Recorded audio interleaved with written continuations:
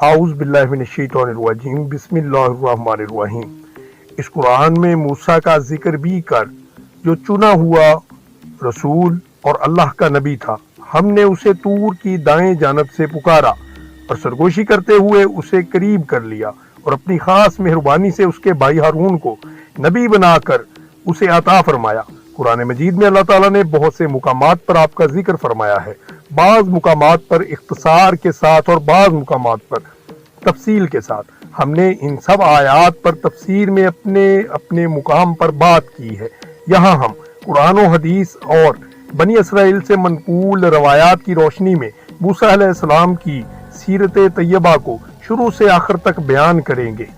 بنی اسرائیل سے اس قدر برا سلوک اس لیے کرتا تھا کہ بنی اسرائیل اپنی الہامی کتابوں کی روشنی میں آپس میں ابراہیم کا یہ فرمان ذکر کرتے تھے کہ آپ کی اولاد میں ایک لڑکا پیدا ہوگا جس کے ہاتھوں مصر کی سلطنت تباہ ہو جائے گی۔ آپ نے یہ بات غالباً اس وقت فرمائی تھی جب مصر کے بادشاہ کی طرف سے حضرت ابراہیم علیہ السلام کی زوجہ محترمہ حضرت سارہ رضی اللہ تعالی عنہا کی عزت پامال کرنے کی کوشش ہوئی اور اللہ تعالیٰ نے ان کی عزت کو داغدار ہونے سے محفوظ رکھا۔ بنی اسرائیل میں یہ بشارت مشہور تھی، ان سے سن کر قبطی بھی اس کا ذکر کرتے تھے، حتیٰ کہ یہ خبر فرعون تک بھی پہنچ گئی۔ جب رات کے وقت بادشاہ کی محفل جمی ہوئی تھی تو کسی درباری نے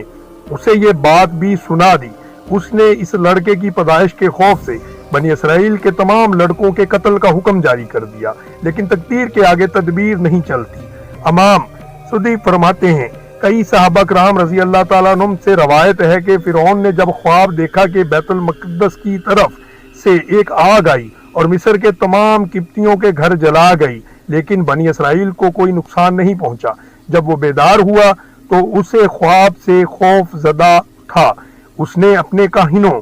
عالموں اور جادوگروں کو جمع کیا اور ان سے اس کی تعبیر پوچھی۔ انہوں نے کہا یہ لڑکا انہی میں پیدا ہوگا اور اس کے ہاتھوں اہل مصر تباہ ہو جائیں گے۔ اس لیے اس نے بنی اسرائیل کے لڑکوں کو قتل کرنے اور لڑکیوں کو زندہ چھوڑنے کا حکم جاری کیا۔ اسی لیے اللہ تعالیٰ فرماتا ہے پھر ہم نے چاہا کہ ہم ان پر کرم فرمائیں جنہیں زمین میں بے حد کمزور کر دیا گیا تھا، اور وہ بنو اسرائیل تھے، اور ہم ان کے پیشوا زمین کا وارث بنائیں، یعنی آخرکار مصر کی حکومت اور سرزمین انہیں مل جائے گی۔ اور یہ بھی، اور ہم نے انہیں زمین میں قدرت و اختیار دیا، اور فرعون اور حامان اور ان کے لشکروں کو وہ منظر دکھائیں گے جس سے وہ ڈر رہے تھے، یعنی ہم کمزوروں کو طاقتور، مغلوب کو غالب اور ذلیل کو عزت والا بنائیں گے۔ چنانچہ بنی اسرائیل کو یہ سب کچھ نصیب ہوا، جیسے کہ اللہ تعالیٰ فرماتا ہے ہم نے ان لوگوں کو جو بالکل کمزور شمار کیے جاتے تھے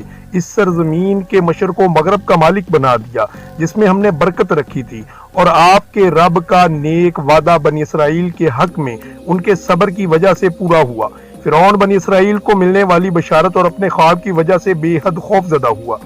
لہٰذا اس نے ہر طرح کی احتیاطی تدابیر اختیار کی تاکہ موسیٰ علیہ السلام کی پیدائش ہی نہ ہو، حتیٰ کہ اس نے کچھ مردوں اور داعیہ عورتوں کو اس کام کے لیے مقرر کر دیا تھا کہ جو عورتیں امید سے ہوں ان کے پاس جائیں اور ان کے ہاں پیدائش کے اوقات کا علم رکھیں۔ چنانچہ جب بھی کسی عورت کے ہاں بیٹا پیدا ہوتا وہ جلاد اسی وقت اسے ذبح کر دیتے تھے۔ اہل کتاب کہتے ہیں کہ وہ لڑکوں کو قتل کرنے کا حکم اس لیے دیتا تھا کہ بنی اسرائیل کی طاقت نہ بڑھ جائے اور کسی لڑائی کے موقع پر وہ غالب نہ آ جائیں۔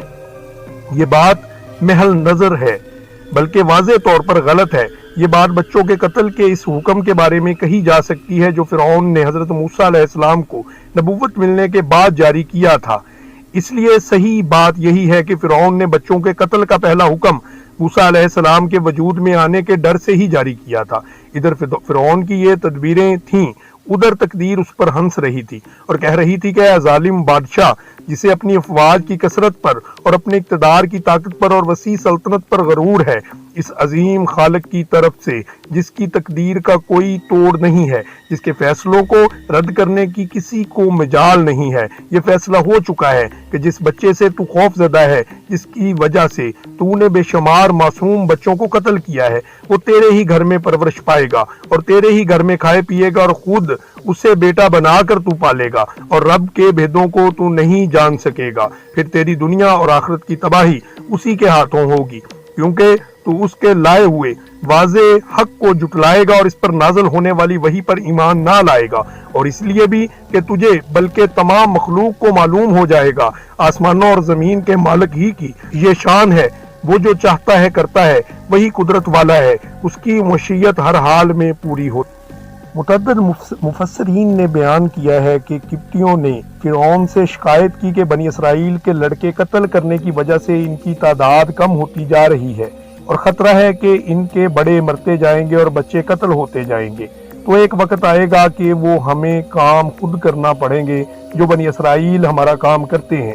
تب فرعون نے حکم دیا کہ 1 سال بچے قتل کیے جائیں اور 1 سال رہنے دیے جائیں۔ وہ فرماتے ہیں کہ حضرت ہارون علیہ السلام اس سال پیدا ہوئے جس سال بچے قتل نہیں کیے جا رہے تھے، اور حضرت موسیٰ علیہ السلام اس سال پیدا ہوئے جس سال بچے قتل کیے جا رہے تھے۔ آپ کی والدہ فکر مند ہوئیں اور انہوں نے حمل کے ابتدائی ایام ہی میں احتیاط کی، ان سے حمل کی علامات بھی ظاہر نہ ہوئیں جس کی وجہ سے دوسروں کو اس بارے میں کوئی علم نہیں ہو سکا۔ جب حضرت موسیٰ علیہ السلام کی ولادت ہوئی تو اللہ تعالیٰ نے ان کے دل میں ڈال دیا کہ ان کے لیے ایک صندوق بنا لیں۔ آپ کا گھر نیل کے کنارے پر تھا، آپ نے صندوق کو ایک رسی سے باندھ دیا۔ وہ حضرت موسیٰ علیہ السلام کو دودھ پلاتی اور جب خطرہ محسوس کرتی تو آپ کو صندوق میں ڈال کر دریا میں چھوڑ دیتی، خود رسی کا سرا پکڑے رکھتی۔ جب خطرہ دور ہو جاتا تو رسی کے ذریعے صندوق کھینچ کر بچے کو نکال لیتی، جیسا کہ ارشاد باری تعالیٰ ہے، اور ہم نے موسیٰ کی ماں کو وحی کی کہ اسے دودھ پلاتی رہ،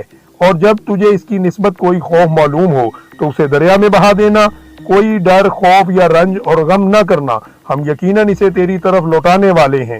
اور اسے پیغمبروں میں سے بنانے والے ہیں۔ سو فرعون کے لوگوں نے اس بچے کو اٹھا لیا، آخرکار یہی بچہ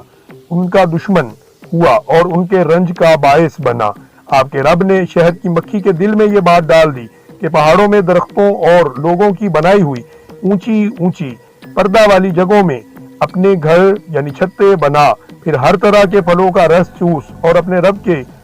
آسان راہوں پر چلتی پھر۔ دوستو، اگر آپ کو ہماری یہ ویڈیو پسند آئی ہو تو ہماری ویڈیو کو لائک کریں۔